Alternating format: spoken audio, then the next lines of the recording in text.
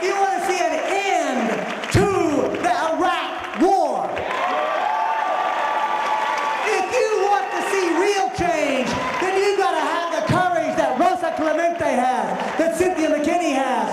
You've got to help to create an alternative political party. Ladies and gentlemen, sisters and brothers in the Green Party, America, Cynthia McKinney!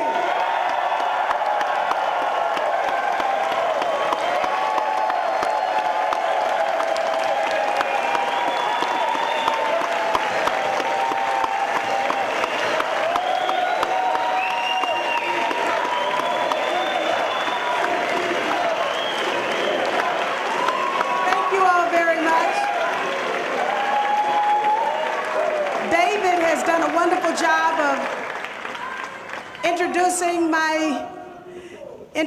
my mother and father, and I would just like to announce to you that they are the newest members of the Green Party.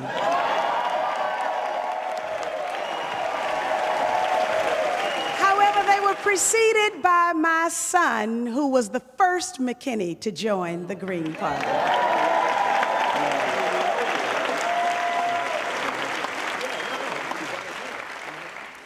I want you to know that there is no way I could do this without the support of Billy Leola and Coy.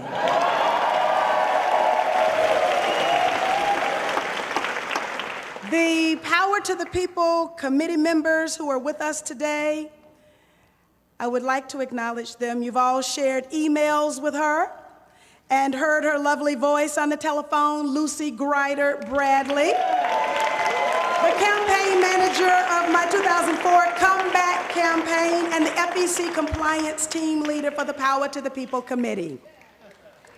I've known him all of my political life. You've known him for years if you're a Green Party member. Hugh Esco, website man with the Power to the People committee.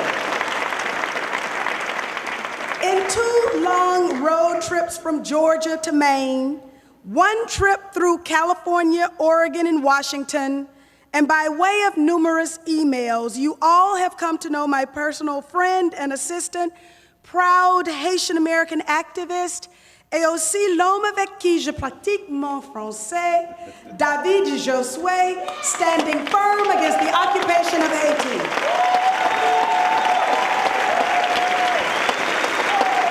John Judge is my friend.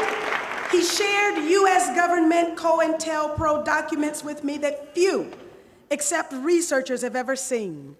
John Judge is an expert on the murders of Malcolm X, John Kennedy, Martin Luther King Jr., Bobby Kennedy, COINTELPRO, and other government covert operations directed at certain U.S. citizens, and also what really happened on September 11th.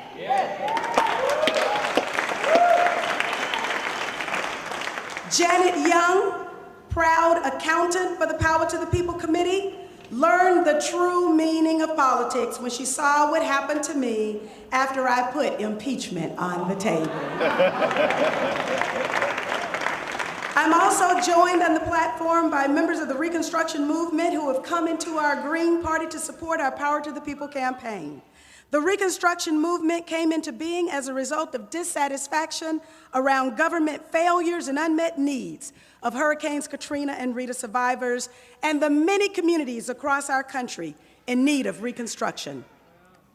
The Run, Cynthia, Run visionaries from California who are responsible for bringing me to the party's presidential process. All of the Green Party candidates who were running for election in 2008, and Rosa Clemente, your vice presidential nominee. Thank you all for being here and standing with me today.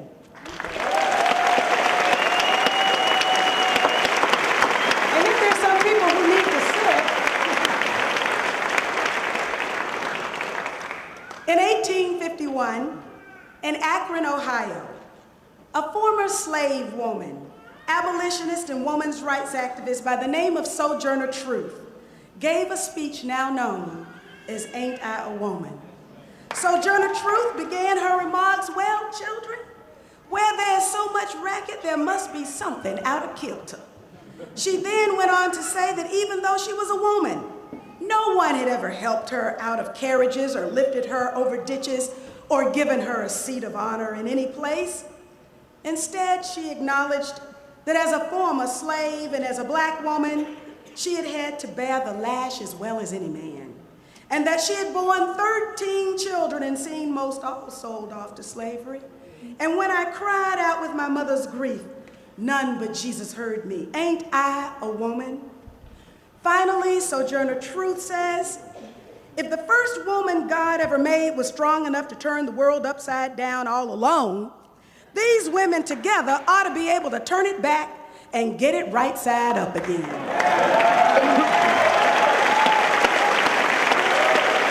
As it was in 1851, so too it is in 2008. There's so much racket that we too know something is out of kilter. In 1851, the racket was about a woman's right to vote. In 1848, just a few years before Sojourner uttered those now famous words, ain't I a woman, suffragists met in Seneca Falls, New York, and issued a declaration. That declaration began, we hold these truths to be self-evident, that all men and women are created equal, that they are endowed by their Creator with certain inalienable rights, that among these are life, liberty, and the pursuit of happiness, that to secure these rights, governments are instituted, deriving their just powers from the consent of the governed. Whenever any form of government becomes destructive of these ends, it is the right of those who suffer from it to refuse allegiance to it and to insist upon the institution of a new government. But when a long train of abuses and usurpations, pursuing invariably the same object, evinces a design to reduce them under absolute despotism, it is their duty to throw off such government and to provide new guards for their future security. Such has been the patient sufferance of the women under this government, and such is now the necessity which constrains them to demand the equal station to which they are entitled. 260 women and 40 men gathered in Seneca Falls, New York, declared their independence from the politics of their present and embarked upon a struggle to create a politics for the future. That bold move by a handful of people in one relatively small room laid the groundwork and is the precedent for what we do today. The Seneca Falls Declaration represented a clean break from the past, freedom at last from mental slavery.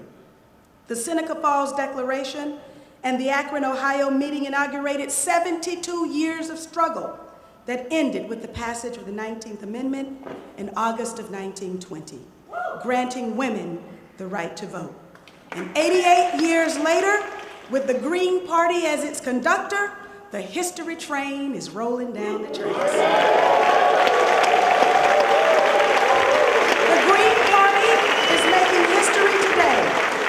According to one source, 45 women have run for president in primary elections in the United States in the 20th century.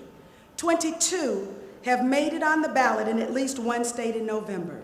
Thank you, Green Party, for pulling this history train from the station.